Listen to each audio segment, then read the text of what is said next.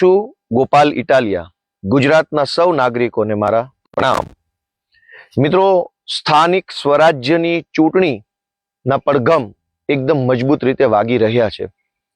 મતદાનના દિવસ તરફ ધીમે ધીમે સમય આગળ વધી રહ્યો છે અને આખા ગુજરાતમાંથી અનેક આગેવાનો, અનેક યુવાનો, મને સમર્થન કરનારા અનેક સમર્થકો, આમ આદમી પાર્ટીના કાર્યકર્તાઓ, આમ આદમી પાર્ટીના હોદ્દેદારશ્રીઓ, આમ આદમી પાર્ટીમાંથી ચૂંટણી લડી રહેલા ઉમેદવારશ્રીઓ, મારા પોતાના વ્યક્તિગત મિત્રો, અનેક લોકો અનેક ગામડામાં, તાલુકામાં, શહેરોમાં, વોર્ડમાં, નગરપાલિકામાં સભા કરવા માટે થઈ મને ખૂબ આગ્રહ કરી રહ્યા છે.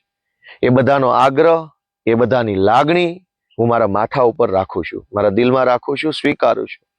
પરંતુ મારી એક વિનંતી છે આપ સૌને કે આ વખતે ચૂંટણી ખૂબ ટૂંકા સમય માટે આવી છે. આ વખતે ચૂંટણી માત્ર 22-25 દિવસની અંદર પૂરી થઈ જવાની છે. એટલે અત્યંત ઓછા દિવસમાં ખૂબ જાજી જગ્યાઓએ જઈ અને ચૂંટણી પ્રચાર કરવો પડે તેવી પરિસ્થિતિ છે. અને આ પરિસ્થિતિમાં હું પોતે ન પહોંચી શકું એ બાબત સ્વાભાવિક છે.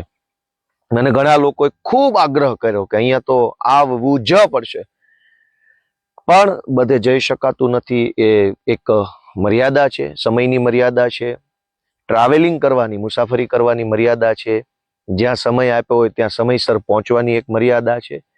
અને એટલે હું બધાય મિત્રોની લાગણી સ્વીકારતા નમ્ર નિવેદન કરું છું કે કદાચ હું ન પહોંચી શકું તો મને દરગુજર કરજો.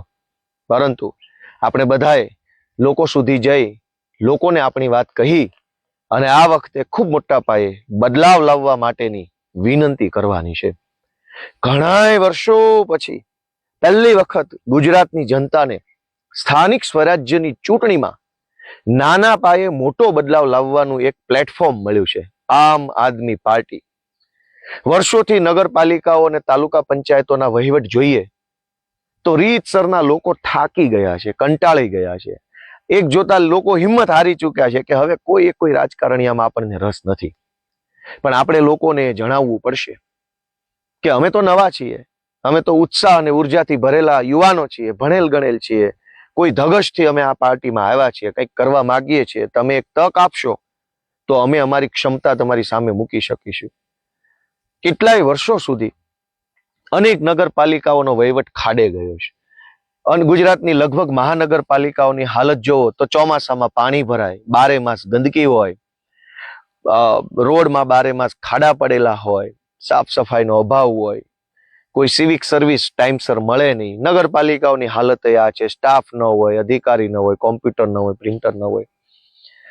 આ બધી જ પરિસ્થિતિને બદલવા માટે આમ આદમી પાર્ટીના એક એક ઉમેદવારે, એક એક કાર્યકર્તાએ, એક એક સમર્થકોએ ખૂબ પરસેવો પાડવો પડશે. બધાએ પુરુષાર્થ કરવો પડશે અને સૌને ઈશ્વર પુરુષાર્થ કરવાની શક્તિ આપે એવી પ્રાર્થના સાથે ફરી વખત હું તમારા ચૂંટણી પ્રચારમાં ન આવી શકું એ બદલ મને દરગુજર કરજો, મને માફ કરજો. કેમ કે હું અનેક જગ્યાએ જાઉં છું. બધાની લાગણી મારા પ્રત્યે, ઈશુદાનભાઈ પ્રત્યે, પ્રવીણભાઈ રામ પ્રત્યે, ચૈતરભાઈ વસાવા પ્રત્યે, અમારા બધા જે કાંઈ આગેવાનો છે એમના પ્રત્યે ખૂબ તમે લાગણી, પ્રેમ બતાવો છો. એ અમારા માટે ગર્વની બાબત છે, અમારા માટે સન્માનની બાબત છે કે કોઈ રાજકીય પાર્ટીના આગેવાનોને જનતા આટલો પ્રેમ આપે. તમારો પ્રેમ સ્વીકારું છું અને ગુજરાતભરની સૌ જનતાને અપીલ કરું છું કે આ વખતે સ્થાનિક સ્વરાજ્યની ચૂંટણીમાં એક વખત આમ આદમી પાર્ટીના ભણેલા ગણેલા યુવાન, ઉત્સાહી, ઉર્જાવાન,